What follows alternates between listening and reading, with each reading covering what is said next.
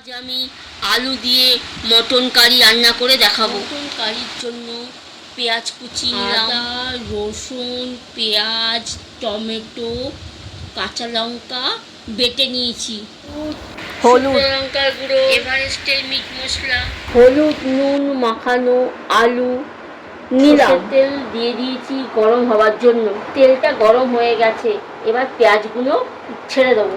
ছেড়ে দিচ্ছি তেলের মধ্যে।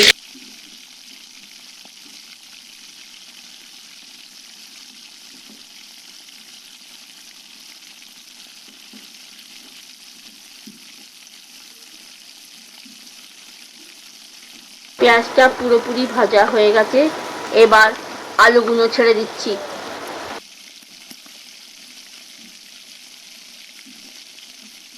আলুগুলো এবার একটু লাল লাল করে ভেজে নেব।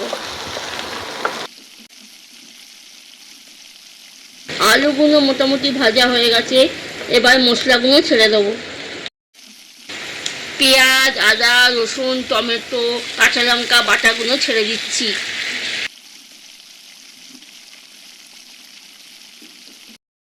কষিয়ে নেব 1 মিনিট ধরে। 1 মিনিট ধরে কষানোর পরে একে একে হলুদ, লাল লঙ্কার গুঁড়ো,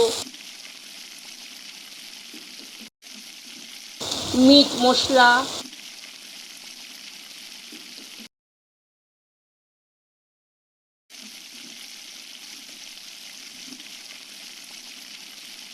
মিট মশলা দিয়ে ভালো করে কষিয়ে নিচ্ছি।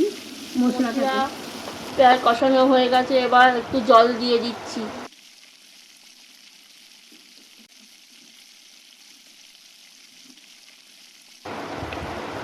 জল দেওয়ার পরে মশলাটাকে ভালো করে কষিয়ে নিই। মশলাটা কষানো হয়ে গেছে, এইবার ম্যারিনেট করা মটনগুলো ছেড়ে দেবো। মটনটাকে টক দই, হলুদ, শুকনো লঙ্কার গুঁড়ো ও 3-4 আদা রসুন বাটা দিয়ে ম্যারিনেট করে রেখেছি। এইবার মটনটাকে কড়াইয়ের মধ্যে ছেড়ে দিচ্ছি।